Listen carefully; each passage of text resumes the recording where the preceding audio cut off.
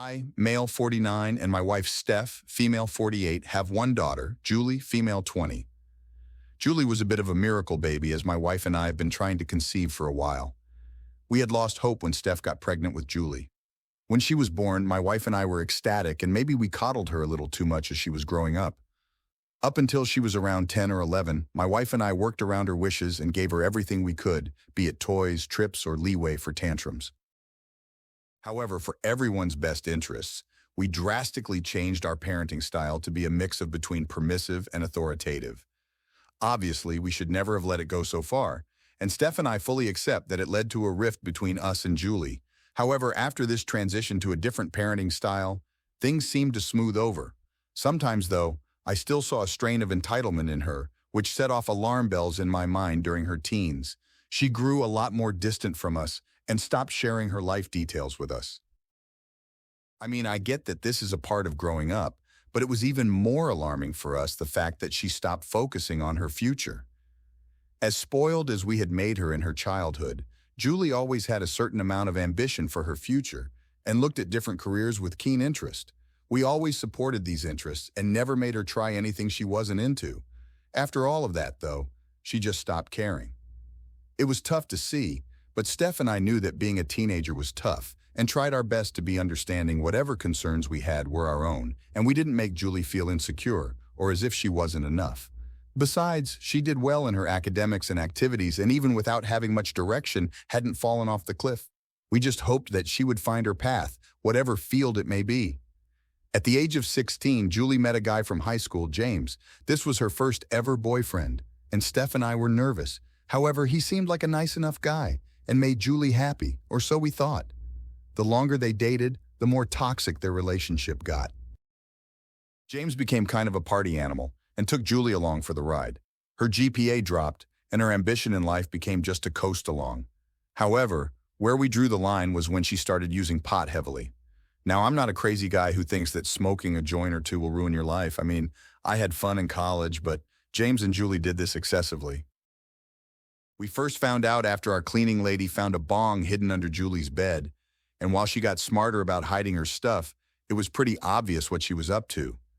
Again, maybe because we were worried about the number of changes Julie had already dealt with as a kid. We were cautious about broaching these topics and had an intervention for her a week before her 17th birthday. Without being judgy, my wife and a few close relatives sat down and expressed our concern for her. She seemed to listen with an open mind, but the next morning, she wasn't in her room. All that was left was a letter saying she didn't feel understood here and had moved into an apartment with James using whatever money she had saved up from part-time jobs.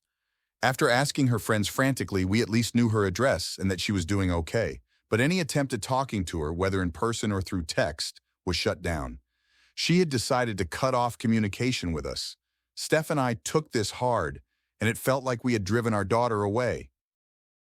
We spoke to a few counselors and child psychologists and found out that we were suffering from guilt mixed with empty nest syndrome. And the best way to work on it was to try and reestablish healthy communication with our kiddo.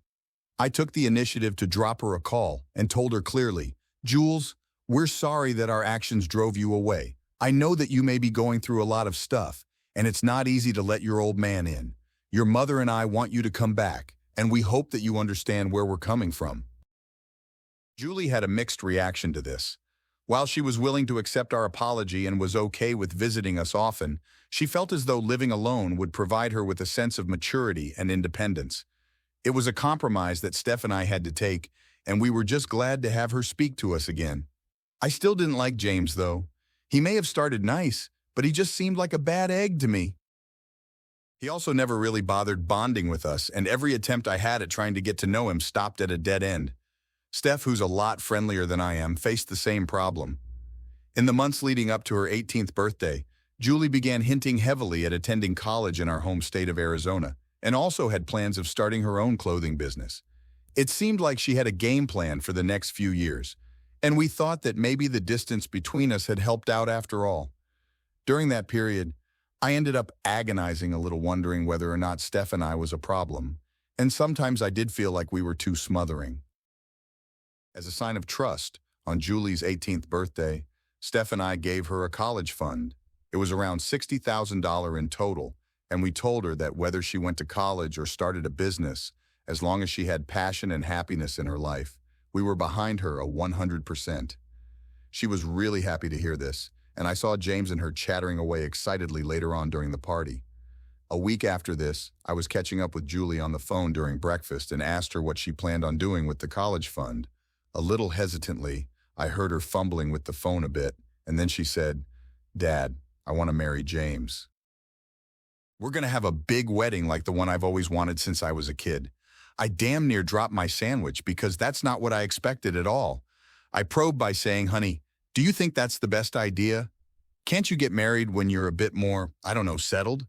I mean, your mom and I would even chip in if you get married later. But do you want to use the fund now?" That led to another blow-up from Julie, who said she felt attacked. I distinctly remember her ending the call by saying, "You're not coming to my wedding. I can use the money how I want, and the wedding is going to happen regardless." I immediately told Steph what had happened, and she was shocked. This was completely out of character with the Julie I had seen over the past couple of months. We never got an invite to the wedding and only got to know of it after she posted a bunch of pictures and videos on her Facebook account. All the guests there were people I didn't know from around her age, and it looked more like a rager than a wedding. Not a single relative was invited to the wedding, it seems. And as soon after this, all we got was a curt text message from Julie specifying that James and she were moving to LA to settle down. Julie never reached out to us after that. Every attempt to contact got stonewalled. I can't even begin to tell you how betrayed Steph and I felt. It always felt like we were missing someone. However, Steph recently got a call from an unknown number with a familiar voice. It was Julie. We were ecstatic to hear from her, and she told us that she was back in our hometown and wanted to meet up. Steph and I agreed that we would be as welcoming as possible and tried to put our differences aside. On the day of our meetup, we went to a nice restaurant and saw our daughter for the first time in 2 years. The dinner was going quite well, and it felt like Julie was a lot more friendly to us than before. But while we were having dessert, she asked us if we could help her out again. Eager to listen, but with a shred of doubt in my heart, I heard her out. She wanted more money. I asked her what she needed it for, and she didn't specify, saying that it would just help her. When I asked her how much money she asked for $20,000, my heart was sinking, and without thinking, I simply grunted no. I was expecting Julie to argue or fight back, but I looked up to see tears in her eyes, and she quietly said, "I understand, Dad. I'm sorry," and left the building. Steph is furious at me for going against the plan of being welcoming, but I just feel hurt that Julie came back to us with a demand for money. Was it the right call? Update 1. Hey everybody. A new piece of information came up. Steph was catching up with one of Julie's childhood friends, Becky. She was at Julie's wedding when they met by chance at a local grocery, and she said a few things that didn't add up. Firstly, she said that she hoped Julie would find a better man, and also how she was planning on catching up with our daughter again next week. However, when she saw that Steph looked bewildered by the whole thing, Becky got awkward and clammed up.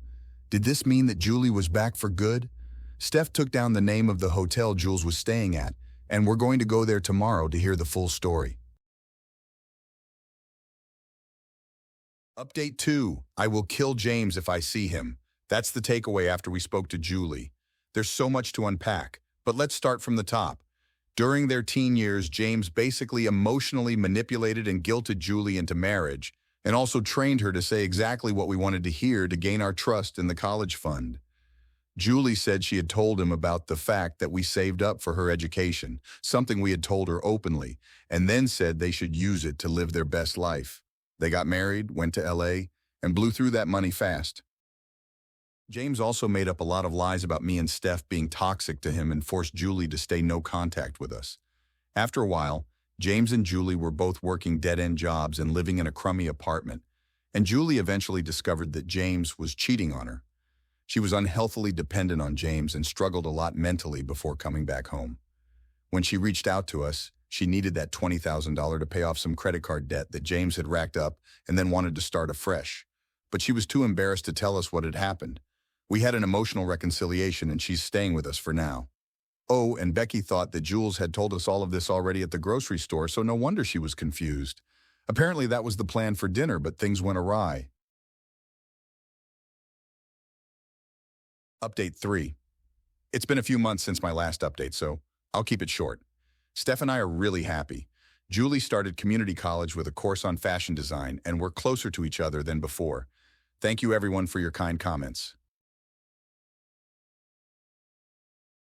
So my mom passed away from pancreatic cancer back in June, and to be honest, I don't think I'll move past it for a long time.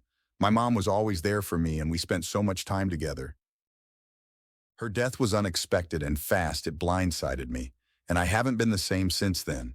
My dad and I haven't been close at all, really, but I'm staying with him while I search for a place to move out. I've been helping him with bills such as rent and utilities. However, what he did on New Year's Eve really caught me off guard. I had my dad come and pick me up from work since I was feeling sick and I didn't feel comfortable driving home. When I walked to the car, this woman was in the car. I just stood there in shock. Let's call her Becky. He says, "This is Becky. She's just a friend." Yeah, right. I say hello. I looked out the window because I was trying to mentally process everything. He keeps trying to get me to talk, but I don't want to. You're just going to bring this random woman you're seeing back to the place after my mom passed not even a year ago? I get home and I immediately go to my room and cry. I didn't even go downstairs after that. I hear them downstairs talking and I just get more and more angry. I get my phone and I send him a text, more or so, stating that this is really upsetting me, and this more or less ruined my New Year's Eve. He offered to come upstairs to talk to me about it, but I didn't want to talk and just locked myself in my room. Am I overreacting? Did I have a right to feel this way and to tell my dad that this is bothering me, or should I just get over it? It feels too soon to move on from this, but I'm not my father. I plan on moving out in a few months, but I just feel like this is disrespectful as hell, considering I live there too, and help with bills. Please read the edit. I'm going to talk to my dad about it soon. It was wrong of me to blow him off like that on New Year's Eve, but I was just so overwhelmed since it was the first New Year's without my mom. Edit 2. Becky is more than a friend. I asked my dad shortly after posting this. Edit 3. I wanted to keep this post neutral for the most part so that people wouldn't just automatically paint me to be not an a-hole, but my dad has treated my mother like shit throughout their relationship. He would regularly rant about her to his friends and family and speak badly about her, and possibly to this Becky girl as well. My mother did nothing but love and accept him and would regularly cook dinner for him and such, and she did not deserve to be talked badly about or treated this way. My mother and I were planning on moving out and leaving him there, but she got sick so suddenly and passed away. He's known this woman before my mom passed away, as I've seen her before. It honestly seems like he waited for my mother to pass away in order to bring this girl into our house.